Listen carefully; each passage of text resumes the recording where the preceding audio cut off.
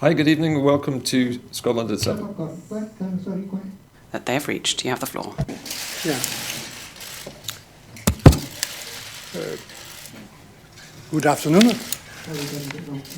Patience is a virtue. Huh?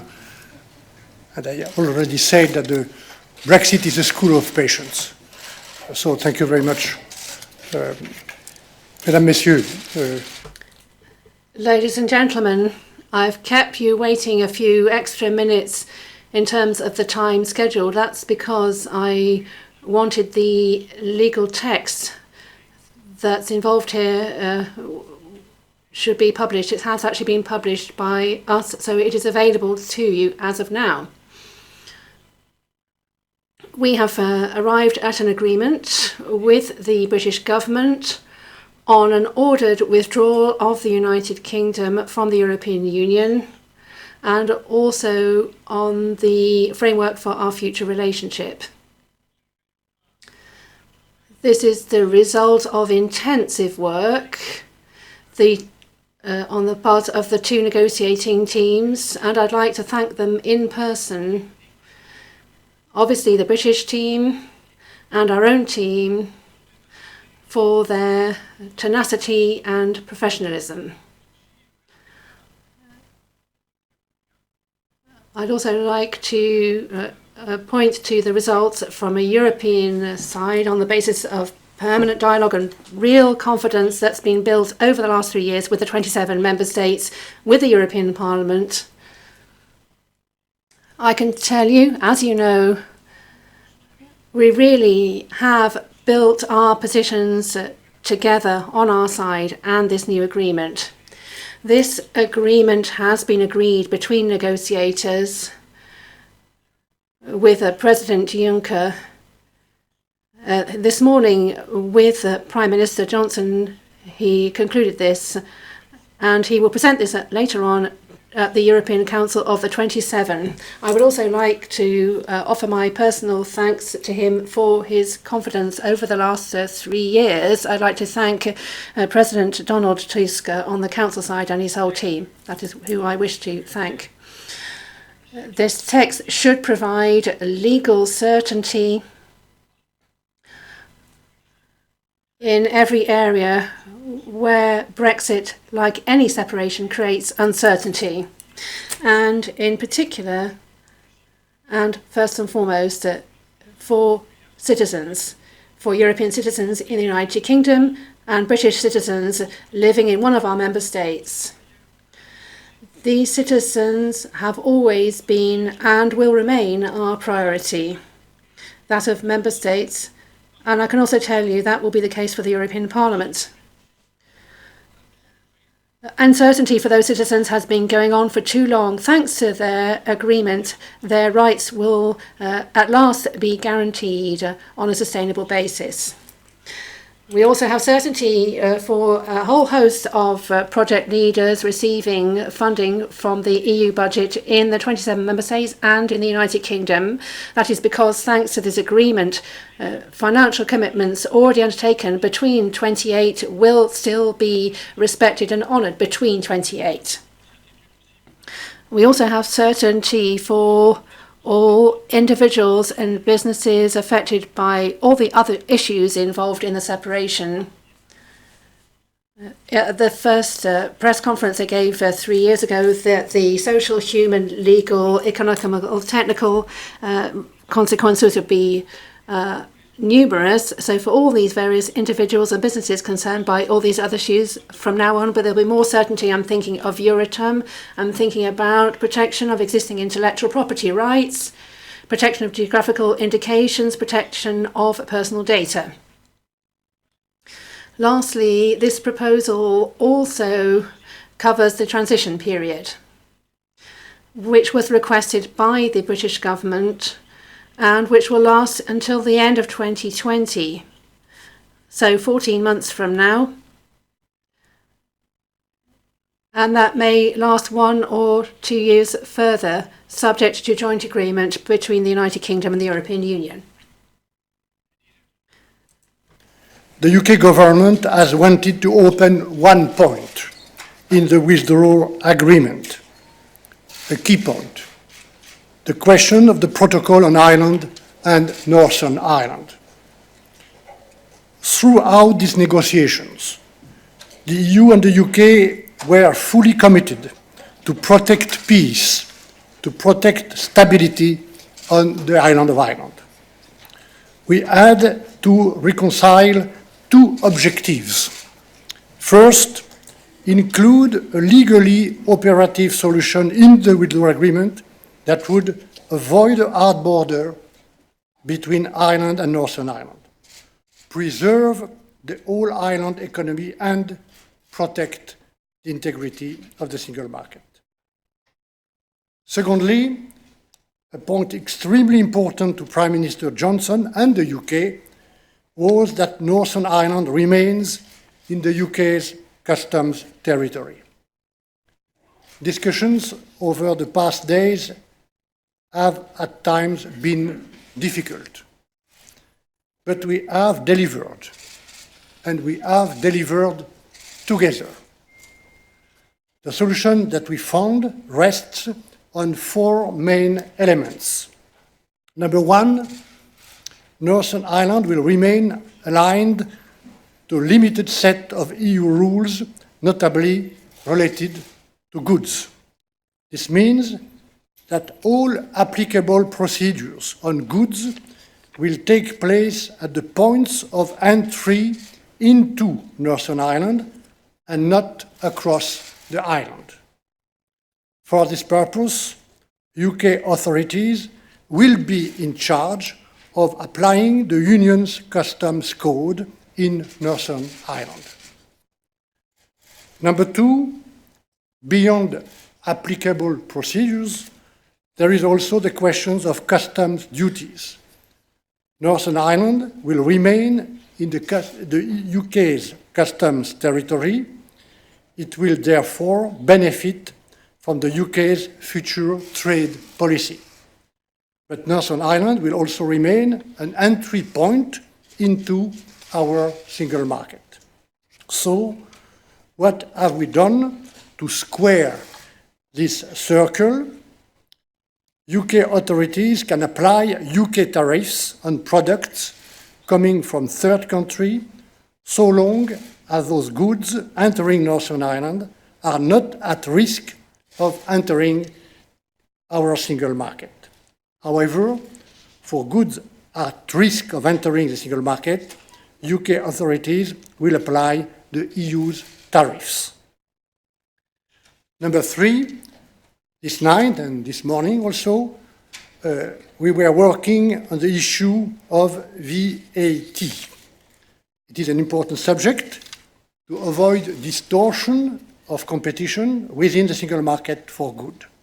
On this point also, we have managed to achieve two objectives: maintain the integrity of the single market, but also satisfy the UK's legitimate wishes. And finally, number four, Prime Minister Johnson and the Taoiseach wanted to ensure long-term democratic support for the application by the UK authorities of relevant Union rules in Northern Ireland. 4 years after the entry into force of the protocol, the elected representatives of Northern Ireland will be able to decide by simple majority whether to continue applying relevant Union rules in Northern Ireland or not. This democratic support is a cornerstone of our newly agreed approach. Why? Because this newly agreed protocol is no longer to be replaced by a subsequent agreement between the EU and the UK. So, it makes sense to ensure consent. Ladies and gentlemen, obviously, when discussing Northern Ireland, we talk about the economy, about technical matters, about goods. But let me say very frankly that for me, since day one, since 3 years, what really matters are the people of Northern Ireland and Ireland. What really matters is peace. Mesdames, Messieurs, Ladies and gentlemen, lastly, beyond the separation and the withdrawal agreement, we've also arrived at an agreement, and this is equally important in my eyes, to revise the political declaration which should be adopted by the European Council and the Parliament.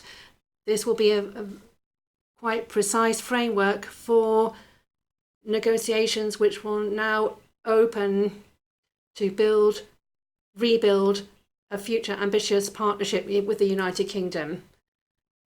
A friend, partner, allied country. On this point, Boris Johnson's government has made a clear choice with respect to the future economic relationship, and that is the choice of a free trade agreement. Any reference to other options, particularly the option of creating a single customs territory between us, has been discarded. What does not change, on the other hand, is, if I can put it this way, our geographical proximity, which is for the long term. And this does not change our interdependence with the UK economy, which is very strong. We have agreed on solid guarantees for the level playing field to facilitate an ambitious free trade agreement, that is, without tariffs and quotas. On this point, I would like to testify, having discussed this often when I've visited various parts of the European Union, to the fact that all member states, the European Parliament, national parliaments, and obviously businesses, the members of the business community whom I've met, have paid a great deal of attention and will continue to do so in terms of having a common pillar of standards that will apply at the end of the transition for social rights, environmental protection, state aid, and taxation matters. In sum, the level of ambition of our future free trade agreement will be very much proportionate to the level and qualities of the economic ground rules that will operate between us, the European Union and the United Kingdom.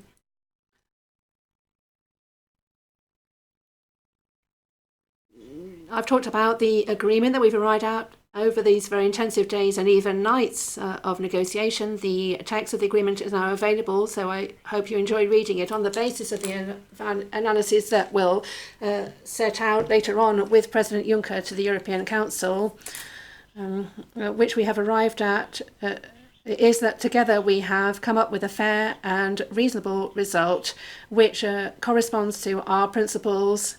On the European side is now for the European Council to assess the content of that agreement and, if it so wishes, to approve the agreement, and that also applies to the European Parliament. I'd like to thank the European Parliament for its confidence, and it is the Parliament which will have the last word. We'll be following through that process as of today. We don't have many days left on the basis of dialogue and respect for our institutions. By way of conclusion, I'd like to say, and that was the subject of my work and ambition over the last my mission over the last 3 years. We finally have a fair and reasonable basis for an ordered withdrawal of the United Kingdom. It's much better than a disordered withdrawal. And if I can put it this way,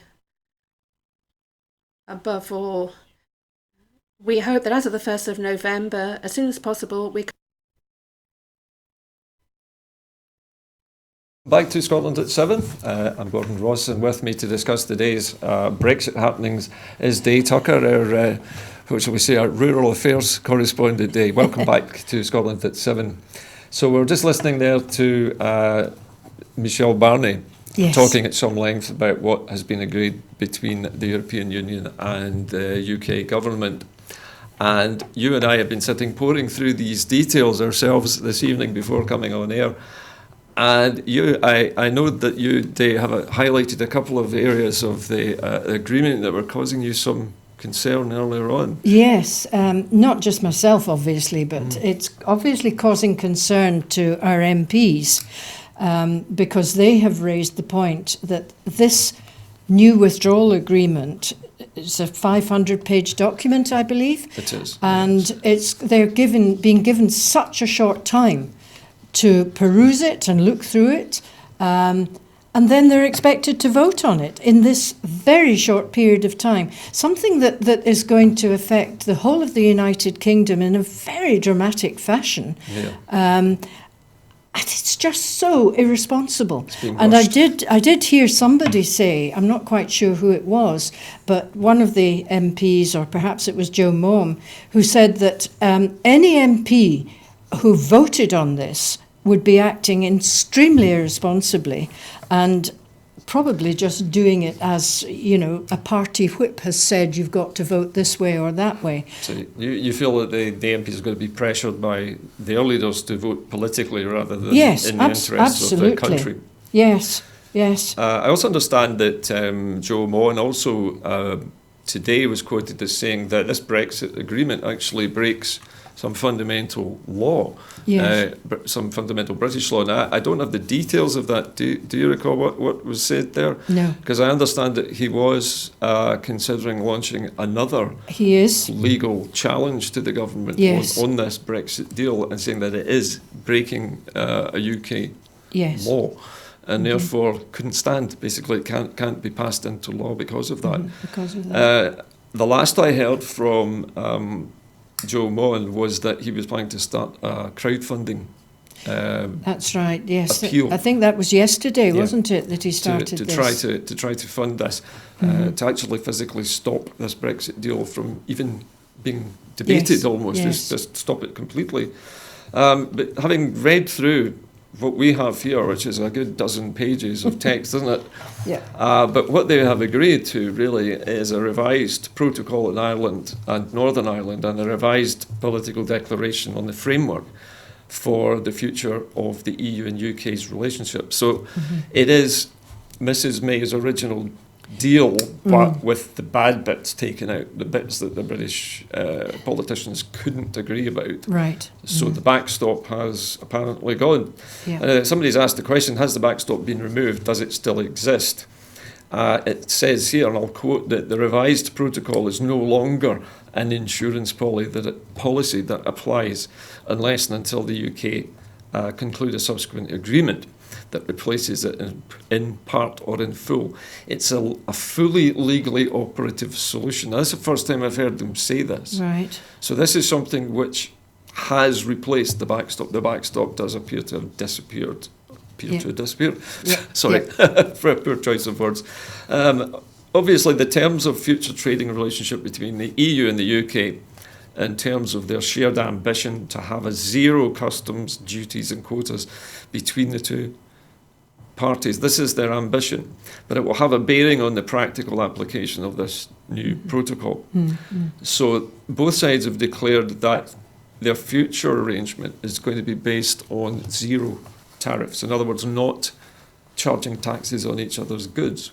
Right. Now, this is their ambition. They're not said that they've achieved it yet, but this is what they're aiming for. And is that allowed under WTO rules? I believe so. I think as long as you can set tariffs that are appropriate to the tariffs being demanded by your trading partner. Right. So if they decide to make something zero, or their import tax zero, then you can reciprocate. Right. So I understand that the WTO does allow for that. Right. So long as the two parties are agreeable. Yes, basically, it allows both parties to agree on what they call the level playing field. Right. So in other words, what we have now, in other words, we are able to trade with the European Union in the future without having to pay extra taxation. Right. Now, if they do that, obviously that is going to affect things like food prices, which we anticipated would rise. You and I discussed this a few weeks ago, I remember. Yeah. And the tariffs at the time on dairy produce and farm produce were very high. Under WTO rules, they were 40% in some cases. Yeah. And that would have push the price of half our food supply well beyond most people's pockets. Well, and except that the UK government were going to import much cheaper food, weren't they? They were planning to import some pretty poor food from over the Atlantic, but of course that's not the subject in question this evening. Yeah. The customs and regulations, according to the press release we have, they pose various questions and try to answer them. And this one is, does this mean that Northern Ireland will remain in the EU's single market for goods? And what it says is that Northern Ireland will remain aligned to a limited set of rules related to the EU single market in order to avoid a hard border. Right. So basically, I think that boils down to they are going to apply European standards to goods. Yeah, to agricultural goods. All goods, apparently, all according goods. to this, including legislation on goods, sanitary rules and veterinary controls, and you and I discussed this as well, I believe, the last time, about how they control the welfare of animals and husbandry of animals. So this appears to be included as well. This is quite a comprehensive deal. Yes. Surprisingly positive deal by the looks of it so far. I can see why Marc Francois was so cross last night when why? he appeared out of the meeting, because that is certainly something that they said they would not ever agree to, because it would limit them in terms of environmental standards. But it's reassuring, I guess, to people like it's you and me, reassuring to because us, we want these standards to Yes, remain. we do. And we don't want a race to the bottom. We don't want standards being lowered so that Indeed. food safety is put at risk, animal husbandry is. But that has a cost to it in terms of the cost of food. And Rees-Mogg and Francois and all these people, they wanted cheap food, and they were quite prepared to import lower standards to get that cheap food. So that's possibly one of the reasons that he looked a bit cross last night. I'd be willing to bet you that people like Rees-Mogg don't eat cheap food. I'm sure he doesn't, yes. But anyway, to return to this, let's have a look at what else it says. The Union's customs code will apply to all goods entering Northern Ireland. Presumably this is a way of keeping track of goods that have been manufactured, I'm guessing, in the European Union and entering Northern Ireland, so they're given a code. Right. And this avoids any customs checks and controls on the island of Ireland. So far, so good. What else does it say? As far as customs duties are concerned, the EU customs duties will apply to goods entering Northern Ireland if those goods risk entering the EU's single market. Now, that's a curious way of putting it. Goods that risk entering the EU single market, I imagine that means something which is competing with European goods. Yes. Rather than something uniquely Scottish or uniquely British or Irish. Yes. So things like whiskey, I guess, might not be classified that way. It's hard to tell. Alcoholic beverages, not reading anything into that at the moment. The customs duties will be payable, however, if goods entering Northern Ireland from the rest of the UK are not at risk of entering the EU's single market. So no customs duties for stuff moving between the island of Great Britain and the island of Ireland. Right.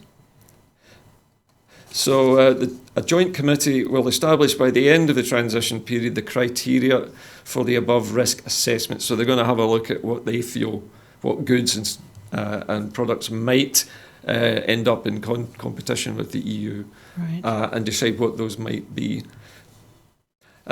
So this has all got to be, all this has got to be done by basically the end of today. This has all got to be agreed. Yes. We're only seeing the very short précis of it. Right, Dave, what do you think?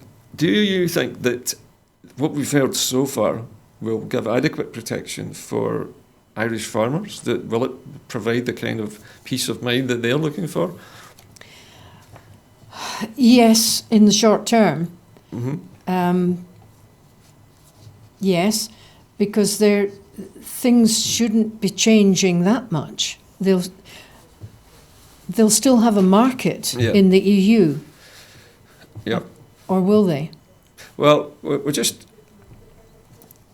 What I was going to say there, Jay, is I know your expertise is in farming. Yes. And just a few minutes ago, just something that dawned on me that I was talking about Scotch whisky earlier on. Yeah. Of course, the Irish make their own whisky. They do. Bushmills, they make their own whisky. With an E. And there is a possibility that Scotch whisky might be seen as competing Yes. with Bushmills, and Right. therefore it might attract a duty.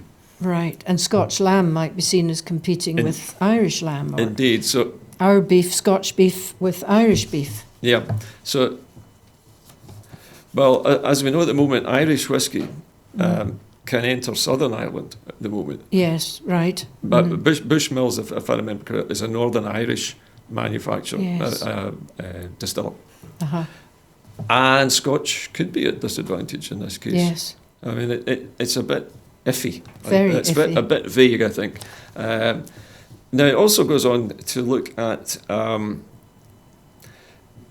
exceptions to some of these duties. Now, so there are some things that they've already agreed would be accepted, one of which would be things such as moving personal property, consignments of negligible value, or things that are sent from one individual to another. Oh, gosh. So those things would be exempt. So you'd be able to, carry a box of groceries across the border and Yeah. deliver them to somebody. Yeah. But you think, well, okay, I mean, nobody's really going to worry too much about that. Or 100 cartons of cigarettes. Well, there you go. It's the Or great 100 yeah. smuggling outbreak that will probably follow this. Well, I mean, it already happens. Yeah.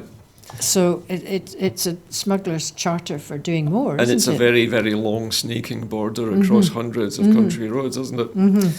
The next question they're asking or posing is, does this protect the EU single market? And they're saying that the revised protocol on Ireland, Northern Ireland, is a fully legal operative solution. This is the term they like to apply to it. That avoids a hard border on the island, protects the all-island economy and the Good Friday Agreement. So they're claiming that it protects the sort of north-south trade Right. as it happens within the island of Ireland, according to Right. this. Northern Ireland, let me see, the Good Friday Agreement, it protects that in all its dimensions, and it safeguards the integrity of the single market. So the European Union seems to be satisfied that there's enough in this, that they feel comfortable with it. Northern Ireland will continue to apply. But they also know that Yeah. the DUP will probably say no. The DUP say no to just about everything, though. Everything, yes. I don't think they have the word yes in their lexicon No, anywhere. no. Forgive me, I just digressing for a moment. Okay, so Northern Ireland will continue to apply the Union's customs code and will remain aligned to those rules. Okay, sounds simple enough. The necessary checks and controls will take place on goods entering Northern Ireland from the rest of the UK. Doesn't say exactly where that's going to be. Border inspection posts to ensure the necessary sanitary and phytosanitary controls are carried out. These are animal controls, I Yeah. would guess. Which exist at the moment. I mean, if Where do they do them at well, the moment? if I was taking horses or cattle or sheep over to Northern Ireland, Yeah. it would be Cairnryan, and they'd be inspected by They've been somebody inspected there. before they get on Yeah. the ship Well, yes. at this end. Yes. So that probably is not going to change then. No, no. Okay, so that actually puts the border on Scotland's Yes. soil in some Yes. respects. Okay. Will Northern Ireland be able to benefit from a future UK free trade agreement or agreements? Northern Ireland, it says, will remain part of the customs territory of the United Kingdom, and nothing in the revised protocol on Ireland or Northern Ireland prevents the UK from including Northern Ireland in the territorial scope of its free trade agreement. So they're basically saying the UK may include Northern Ireland in any free trade agreements. It doesn't affect them, Right. which I think would be very pleasing to the Conservatives at this stage, because they want to be able to do deals. Right. And this seems to guarantee that. I would thought it might be very pleasing to Northern Ireland as well, because they're getting the benefit of both worlds. And it appears they'll be getting quite a lot of money as well, from Yes. the Conservative government. This means that Northern Ireland will continue to be able to benefit from these free trade agreements, for example, services and investment, but also in the export of goods. Northern Ireland will be able to benefit from the import of goods that are not at risk of entering the single market. So either as goods by themselves or after having been subject to commercial processing. So things which are manufactured not on the island of Ireland, may be acceptable if they don't compete, it sounds like. What about VAT? Well, gosh, Yeah. VAT is one thing everybody hates talking about, usually. Northern Ireland will remain part of the UK's VAT area. Yes. So that means HMRC will be responsible for applying VAT legislation, including the collection of VAT, setting of VAT rates, and the UK will keep the revenues coming from this tax. Well, there's the first thing as a farmer or even just a business person, if the VAT rates are different in Northern Ireland to what they might be in Scotland, that doesn't work. It also might make Ireland more competitive. Exactly. Northern Ireland, I should Uh-huh. clarify. Yeah. And we also know that because of the way this deal has been worded, that the Northern Irish Assembly, which hasn't sat for 3 whole years, but if it did, will get to veto all of this every Yes. 4 years. Yes. So after a 4-year period, if they decide this isn't what they want, they can vote by simple majority Yes. to end it. Yeah. There are some preconditions on it. I believe there has to be a 40% vote from both Unionist and Republican sides. Yes, but Before. that was hard fought for because the DUP would have been able to veto it, and they're not And they're not a majority. a majority. There's masses of parties there. They are- They're only one party. They only got in through first past the post. Yeah, they don't represent the majority, No. unfortunately. So the VAT, we know, is going to stay put, but it might give Northern Ireland some advantages over Yes. Scotland if they can vary their tax. It does say, just reading down the last part of it, in addition, VAT exemptions and reduced rates applied in Ireland may also be applied in Northern Ireland. Right. So what happens in the Republic might be echoed in the North. Again, Right. distorts the market Yes. and gives Northern Ireland another unfair advantage. Northern Ireland continues to be able to operate the European Union's VAT information exchange system to share data with Ireland and other member states. So I guess they need to stay Yeah. in communication with each other. Yes. Okay, what about consent? Now, this is what we were just talking about there, about the idea of voting on this every 4 years. Yes. And yet in Scotland we're told that we can't have another vote on independence because it's once in a generation. Exactly. Despite The the fact... hypocrisy is, it's mind-blowing. Yeah, Scotland gets nothing out of this. In fact, we get less than nothing. Yes. We get treated as though we don't exist, Yes. it appears. So it says, what about consent? The EU and the UK have agreed to a new mechanism on consent, which will give Northern Ireland Assembly a decisive voice in the long-term application of EU law.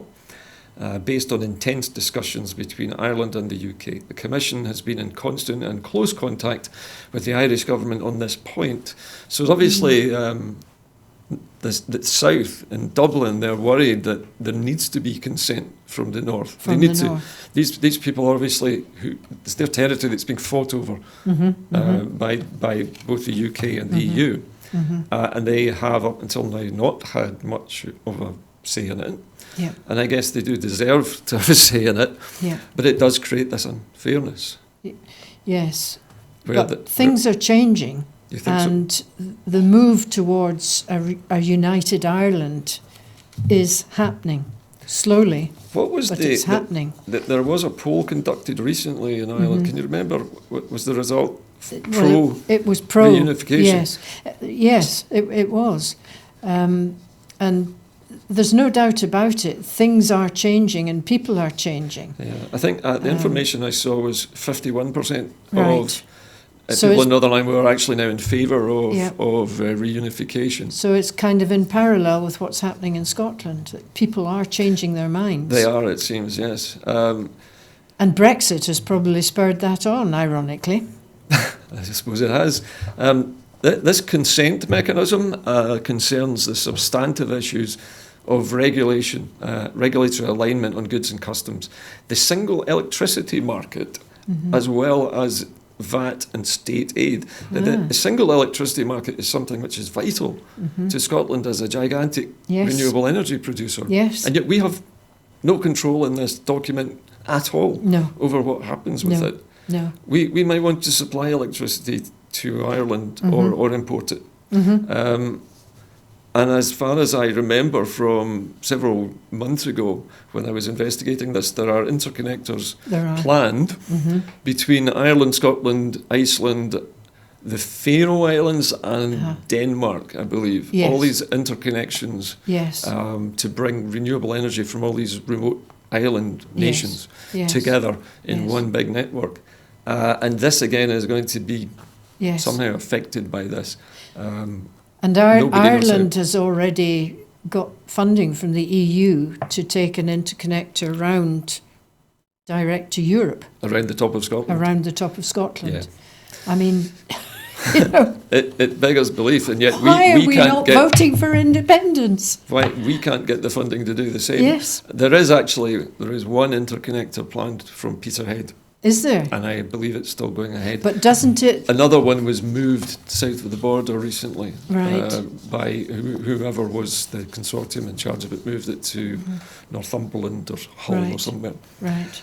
Okay, the political declaration. Now, this is the bit after we've left the EU, and this is, I suppose you could call this an ambition about what they want to do after the UK is left. Yes. And it says the main change in the declaration relates to the future economic relationship, where the current UK government has opted for a model based on, wait for it, a free trade agreement. So we're looking at an FTA after all this time of people saying that we should go for a free trade agreement. This is what it's based upon. Yes. They're just not calling it that. The political declaration contains a shared ambition, not a pledge, I noticed, an ambition to have a free trade agreement with zero tariffs and quotas between the EU and UK. So they want to have a level playing field without taxing each other's goods and services, but it's not a guarantee, according to this. The precise nature of commitments will be commensurate with the ambition of the future relationship and take into account the economic connectedness and geographic proximity of the UK. Right. That's a very funny way of saying that you're quite far off geographically, and that will affect, how much it costs to import and export your goods. And I yet, guess. and yet they think it's wonderful if they get an agreement with Australia or New Zealand or Canada or America. All right, I'm just being told that actually what this relates to is how you can cross the frontier by going through your nearest neighbour to the EU, which in our case is Ireland, obviously, because we Yes. live in Scotland. Right. But I guess if you lived in the southeast, your nearest neighbour would be France. Yes. And Yes. so a short hop across the channel, under the Yes. tunnel, or Yes. on a Yes. plane even. Okay, so it also says there will have to be appropriate mechanisms for the enforcement domestically, as well as for dispute settlement between the EU and the UK. All that's still to be done. All of this necessitates safeguards to ensure the level playing field that upholds common high standards applicable at the end of the transition period in the areas of state aid, competition, social and employment standards, environment, climate change, and relevant tax matters in order to avoid unfair competition advantages. The European Union is tying the UK into the European ambitions for everything. Yes. Yes. I have a feeling that people like Nigel Farage would want this binned because it's too many. There's too many rules. Yep.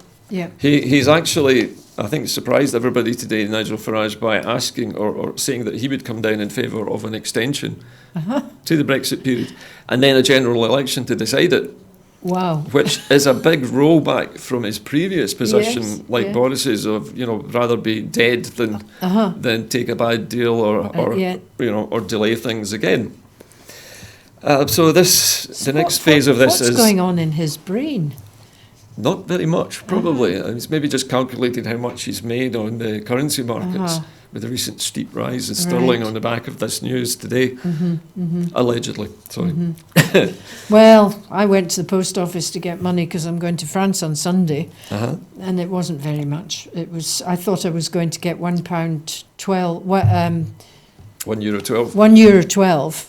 What did you actually get? I got €1 1 cent. cent. It's basically something euro to the pound at the moment. It's about on Yeah. parity. Yeah. Okay, the next steps, according to the paper here. Okay, the question that's posed here by this paper is, does this still mean that the UK will leave the EU on the 31st of October? And what are the next steps? Your opinion is no, it won't. Absolutely. There's no way can they do it. What do you think will happen? What's your Well, prediction? there'll be a huge furore, but the timing doesn't work. Too short. It's far too short. So you think any MP who votes on this on Saturday absolutely is basically what I was saying, acting in an extremely irresponsible manner and merely following what the party line is. maybe just wanted to keep a top job or get Yes, a top job yes, in they're the not future government? voting. They're actually going to let down both Leavers and Remainers if they do that. It appears to me, and I read this quite thoroughly and listened to all of the toing and froing today on all of this, and it just struck me that this is a mess. You know, It it's is. another one, a cluster mess, to put it politely. And all of the other parties are going to knock this down. Yes, Nobody is going to like it. It's Yeah. another one of those... and they won't want to take ownership. And nor should they, because ownership belongs with the Tory party. Yeah.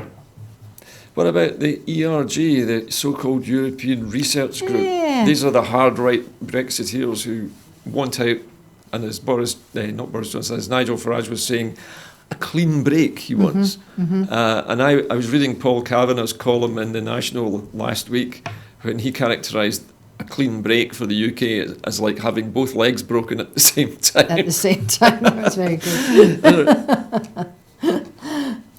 Yes, they've become, Okay. over the last 2 weeks, I would say, they've become a bit more subdued.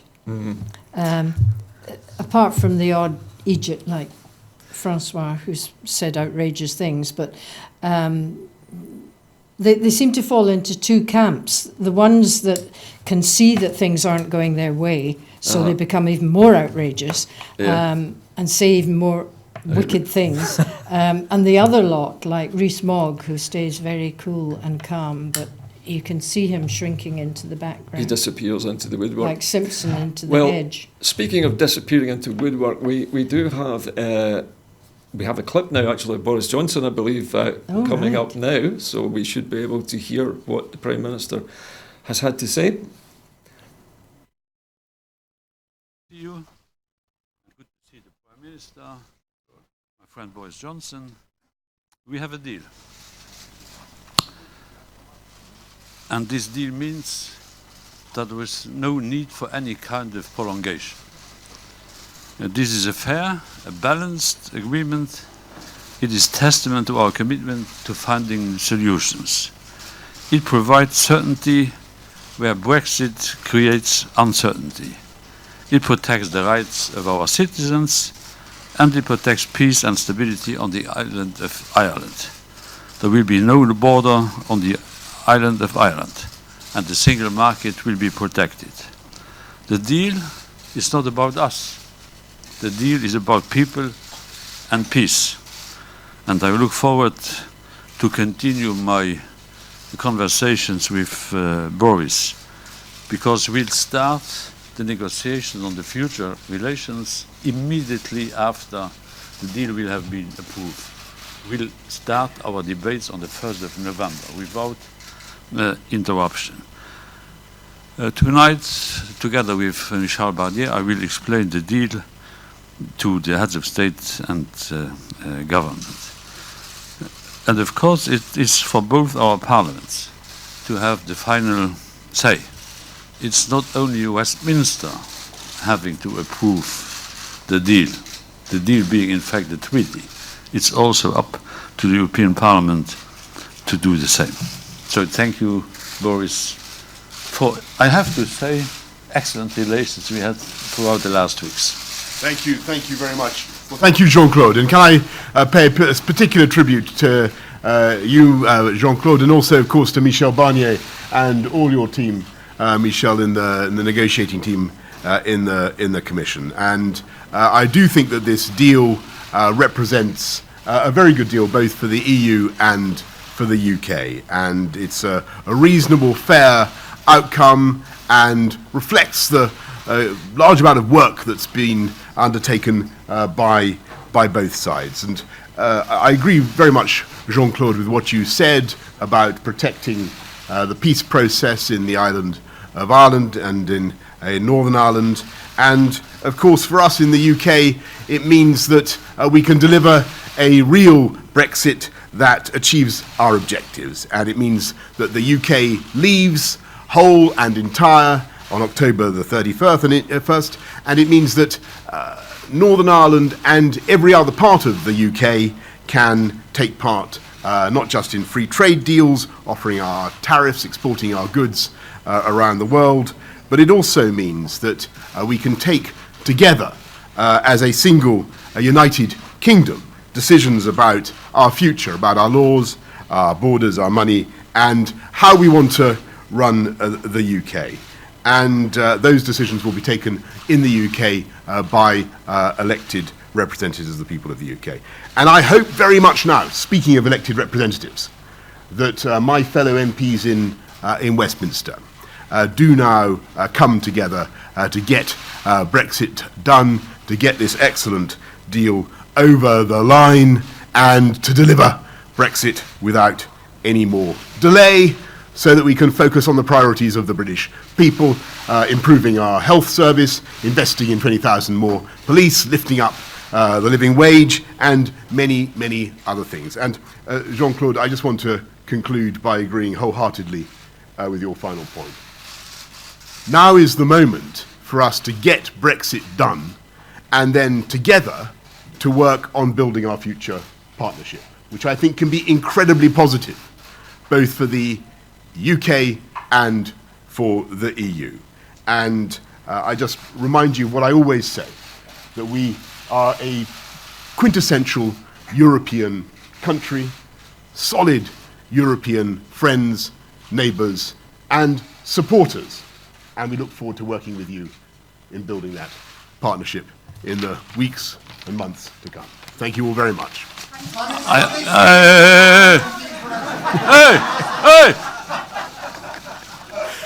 Jean-Claude's the boss here. Yeah, I have to say that I'm happy about the deal, but I'm sad about Brexit.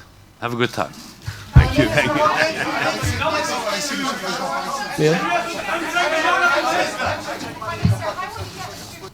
A sort of remarkable bit of theatre, it seemed, with Boris Johnson and Juncker getting involved in what looked like a little bit of a tease with the media scrum. We have had a number of reactions to this announcement today, and having read through the deal, I thought we would start perhaps with the First Minister's comments today. What Nicola Sturgeon has said: Scotland did not vote for Brexit in any form, and SNP MPs will not vote for Brexit in any form. I don't think you can be any more unequivocal than that, especially when it's clear that Scotland alone, of all the nations of the UK, is being treated unfairly. So it has. It's like we've been specifically, sidelined, ignored, yeah, and worse. I mean, when you see them, the Conservative Party walking out when Ian Blackford stood up the other day, that was shocking, and that was led by Boris Johnson. It's deliberate rudeness and provocation, and to the First Minister's credit, she hasn't risen to the bait on any of these things. We've had this.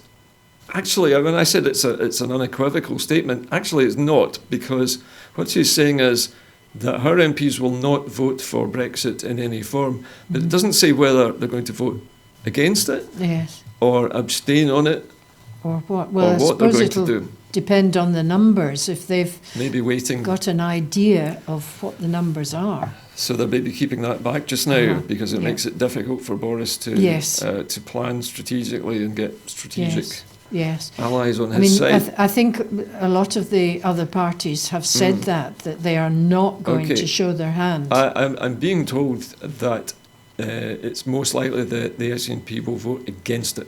Oh, right. Rather than abstaining. Yes. Because they're so vehemently opposed to any form of Brexit. Yes. If they abstain, they risk it going through, I guess. So abstention is a Labour tactic. It is, and it's a coward's way out.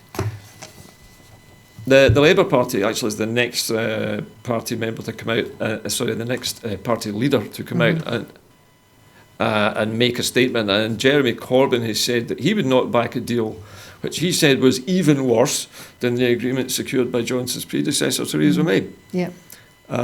It's hard to imagine that it could be worse Yes. than Theresa May's 3 times rejected Brexit deal, but it has apparently got all these hallmarks. From the rest of this statement from Jeremy Corbyn, he also says, where are we? That he's confirmed that Labour would not bring a motion of no confidence against the government. Now, this tells me that they don't plan to go for an election just now. Yes. So they're obviously waiting for Boris's attempt to fail miserably before they go on the attack. So Mr Corbyn has said, from what we know, it seems that the Prime Minister has negotiated an even worse deal than Theresa May's, which was overwhelmingly rejected. These proposals risk triggering a race to the bottom on rights and protections, putting food safety at risk, cutting environmental standards and workers' rights, and opening up the NHS to a takeover by US private corporations. I think, I don't know about you, having read the document, I would disagree a little bit with Corbyn on workers' rights and things like that. They did seem to have got something locked in. Yes, I do remember the European Union had got guarantees of workers' rights built into it. But Corbyn goes on to say this is a sell-out deal and it won't bring the country together and it should be rejected. The best way to get Brexit sorted is to give people the final say in a public vote. So another referendum. There is also comment here from the Democratic Unionist Party's Deputy Leader Nigel Dodds, who's quoted as saying today that Boris Johnson was, quote, too eager by far to get a deal at any cost, unquote. So he's presumably one of the 3 DUP members who won't back this deal. I heard there were 7 that might back it at one point. Oh, and that's 3 news to me. that I think I heard that today, but that was coming from somebody like Marc Francois. So whether you believe him or not, he would say that, wouldn't he? The DUP has said that it is, again in quotation marks, unable to back the proposals in the Commons as they're not in the best interests of Northern Ireland. The party's support is seen as crucial if the deal is to pass in Parliament before the 31st of October deadline. News of a deal has been met with little support from political opponents of the Prime Minister in the UK. A sure sign that this is a dead duck already. And finally, much as I hate to mention this, the Liberal Democrat leader Jo Swinson has managed to say something, and she says the fight to stop Brexit is far from over. She's very good at stating the obvious. Boris Johnson's deal would be bad for our economy, bad for our public services, and bad for the environment. The next few days will set the direction of our country for generations, and I am more determined than ever to stop Brexit. How she's going to do that with so few MPs, I don't know. But she also went on to say that this deal comes to Parliament. When it comes to Parliament, we will use every possible opportunity to give the public a people's vote. So we're echoing almost word for word what Labour has said. It seems like they've borrowed the Labour policy of a people's vote. So both the UK opposition parties are aiming at another referendum, it seems. Boris is in for a rough time, I think. Good. Okay, well, there's a little more to this, actually. Because we got caught up in the quotations from the leaders, we didn't get a chance to talk about the rest of it. This paper goes on about the context of the agreement.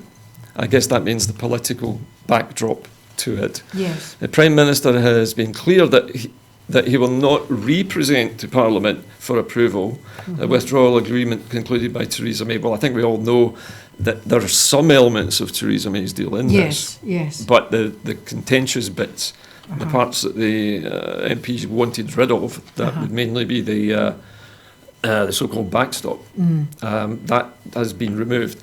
The earliest moment at which a different withdrawal agreement might be offered by the Council of Europe would be at the conclusion of its meeting tomorrow, on the 18th. So we must assume that the earliest point at which the withdrawal agreement could be presented to Parliament is Saturday, the 19th. And so it should be noted a day in which Parliament would not ordinarily sit. And that leaves only 12 days to satisfy all the preconditions. Now, I know you had some concerns about this and the preconditions. Definitely, yes. But to row back a wee bit, if we read this, if we are to leave the EU with a deal, not only must our Parliament consent, but the European Council and European Parliament must offer a different withdrawal agreement. So it's a bilateral arrangement. Yes. So if somebody wants to stop it and replace it with something else, then they have to come up with a replacement for that. Yes. And that's a quid So pro quo. we've got two parliaments working here. So we've got the European Parliament with its 27 nations, each with dozens of MEPs. Yes. They have to agree a replacement if there's to be one. Yeah. It also says, well, as we know, it leaves only 12 days to satisfy all the preconditions. Yes. And I think you felt that wasn't enough time. No, definitely not. That they weren't going to get it done. It also actually says this somewhere as well. It asks, can it be done in time?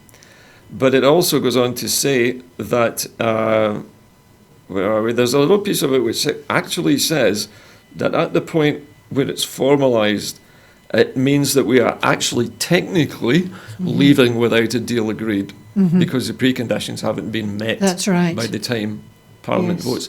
So even as it stands just now, with the best will in the world, with everybody voting for it on Saturday, it's not possible to conclude the deal on Saturday. Yeah, it's And by the end of the month, to it even will think that still- we could. And here it says here, the notion that all these domestic requirements might be satisfied in the period from the 19th of October to the 31st is one for only the most devout optimists amongst us. Who is this from? It's a quote in here. And this is from the European Union or the negotiators? Well, I would say it could be accrued to any of them because it's common sense. I guess so. Well, speaking of common sense, this just in, the SNP has tonight just tabled an amendment to reject Boris Johnson's Brexit deal. Ian Blackford has said Scotland alone and ignored and treated unfairly. The SNP has tabled an amendment to reject the damaging Brexit deal and force the Prime Minister to secure an extension and call an election. This is what the SNP are demanding. And commenting on this, Ian Blackford MP called on opposition parties to quit dithering and to back our amendment and finally act to bring this appalling Tory government down and stop Brexit. Ian Blackford went on to say Boris Johnson's appalling Brexit deal is even worse than Theresa May's. It would be devastating for Scotland, dragging us out of the EU, the single market and customs union against our will, when Ireland, north of Ireland, is plainly staying in. Yeah. At a clear advantage to them and our disadvantage. The SNP will never vote for this deal, which would inflict lasting harm on jobs, living standards, public services and our economy. It is crucial that opposition parties quit dithering, back our amendment and finally bring this appalling Tory government down and stop Brexit. He goes on to say that Scotland's been completely ignored by Westminster throughout the whole process. Not a single word has been said about Scotland's place in these negotiations. And our interests have been sidelined. As far as I understand it, they're also sacrificing our fishing grounds as part of this deal, although it's not expressly mentioned here. No. They always do. Thank you. He also said it's clearer than ever that the best future for Scotland is as an equal, independent nation. And the people of Scotland need to be given that choice. And I think from what you're saying, you would back that particular argument. Yes, yes. So you have another interesting piece of news for us. They just come in. Well, this is about the Tory MPs preparing to sell out Scotland, as if this was something new. Is this the dirty dozen? This is the dirty dozen. Okay. And Mundell has been accused of hypocrisy over his latest U-turn. Another one? Yeah, another one. Which way is he facing now? Well, don't go there. SNP Pete Is he in a Wishart spin? has criticised them, the Tory MPs, for preparing to put their career prospects ahead of their economic and social interests of their constituents. Well, but they've been doing that for such a long time. I thought that was an entry requirement to become a Tory Well, MP. yes, one thinks it probably is. So It's clear that there is no low to which the Scottish Tory MPs will not stoop after signalling they will back inflicting lasting harm upon Scotland's economy, jobs and businesses by voting in favour of Boris Johnson's extreme Brexit plans. And I might add, while they do this, they nip away criticising the good work that is going on in our own Scottish government. which continues each day as well. Yes. New announcements all the time of It's progressive absolutely policies. shocking. It is very shocking. And as you say, it actually begs the question, what is the point of the union anymore? Because it's plainly nothing to do with serving Scotland's interests in any way. Well, I just struggle to understand why people cannot see what is happening. I mean, okay, there are more and more people beginning to understand what is happening, but, we really need to get the word out there of exactly what these Tory MPs are not doing to support Scotland and what they are doing to devastate Scotland's economy. Because They're actively working against us. Well, it's because their ambition lies within the party, and it's nothing to do with the nothing actual to do- politics of the yes. area that they're supposed to represent. Yes, that's right. Despite being, most of them were elected on a promise of no second independence referendum. That was their guiding policy when Yeah. they were elected, and that hasn't worked either, because there will be now a second independence Yes. referendum where they are there or not. That's right. I I mean, think- here it says here, the proposed deal puts Scotland at a serious competitive disadvantage and leaves us as only part of the UK that isn't getting a say. Yeah. Okay, you can understand that. The average voter could probably understand that. But a serious competitive disadvantage. How do we get the message through unless you're, for instance, a farmer or a fisherman? Well, apparently, West Coast fisheries are going to be badly Yes. affected by this. Very. And of course, a lot of fishermen were the ones people who were told, just generally, I think, fisher, but I think it's Scottish Fishermen's Federation, I Yeah. believe. The Bertie Armstrong, The Peterhead who represents the big guys, mafia, yes. yeah, with the 5 Allegedly. fishing families.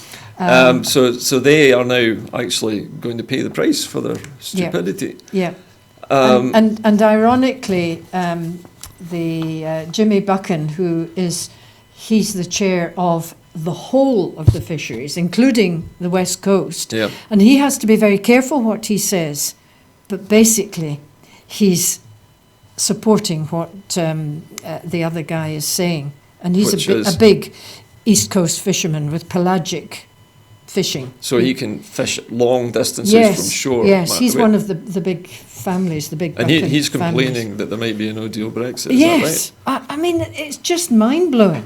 that right? It's just that the fact that people can be so incredibly stupid is to not know To what, not what this know. might mean.